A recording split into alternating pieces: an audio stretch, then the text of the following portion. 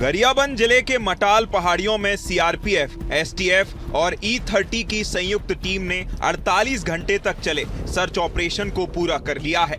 मैनपुर थाना क्षेत्र में हुई इस मुठभेड़ में सुरक्षा बलों ने 10 नक्सलियों को मार गिराया। इसमें शामिल था 1 करोड़ का इनामी नक्सली सीसी कमेटी सदस्य बालकृष्ण उर्फ भास्कर और 25 लाख का इनामी प्रमोद। मारे गए नक्सलियों में 6 पुरुष और 4 महिलाएं थीं। मौके से भारी मात्रा में बारूद, ऑटोमेटिक हथियार और विस्फोटक सामग्री बरामद हुई है। 20 महीने से जब से हम लोग सरकार में आए हैं तब से हमारे केंद्रीय सुरक्षा बल के जवान और छत्तीसगढ़ पुलिस बल के जवान बहुत साहस के साथ, मुस्तैदी के साथ नक्सलवाद के साथ लड़ाई लड़ रहे हैं। लगातार ऑपरेशन हो रहे हैं और उसमें सफलता मिल रही है।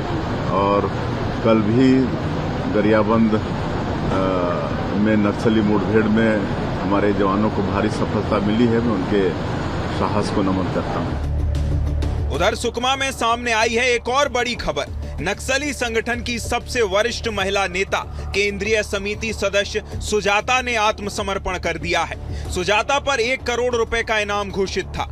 43 साल जंगलों में रह चुकी सुजाता बंगाल के मारे गए नक्सली नेता किशन जी की पत्नी है और बस्तर के ताड़, मेटला, झीरम और टेकल गुडेम जैसे नृशंस हमलों की साजिशों में शामिल रही है। सुजाता नामक सीसी मेंबर ने आज तेलंगाना में आत्मसमर्पण किया है। तो सीसी मेंबर आप कुल मिलाकर देखेंगे तो सक्रिय सीसी मेंबर छत्तीसगढ़ में बहुत कम रह गए और अन्य जो प्रदेशों में हैं वो भी अब सरेंडर कर रहे हैं।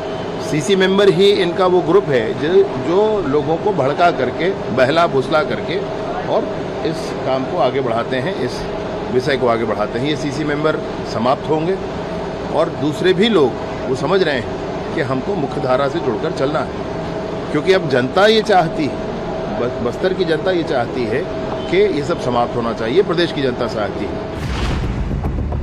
बीजापुर के दक्षिण पश्चिमी क्षेत्र में डीआरजी टीम ने बड़ी कार्रवाई करते हुए 2 इनामी माओवादियों हिडमा पुडियाम और मुन्ना मड़कम को मुठभेड़ में ढेर कर दिया।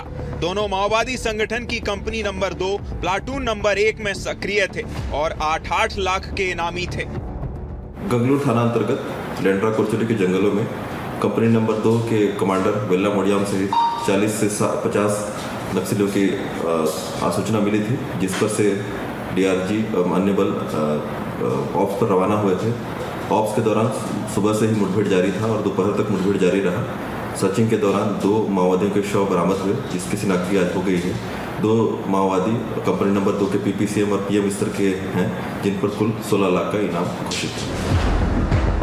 तो एक तरफ गरियाबंद और बीजापुर के जंगलों में नक्सलियों पर गोलियां चली, तो दूसरी तरफ सुकमा से एक और सुबह नई कहानी सामने आई।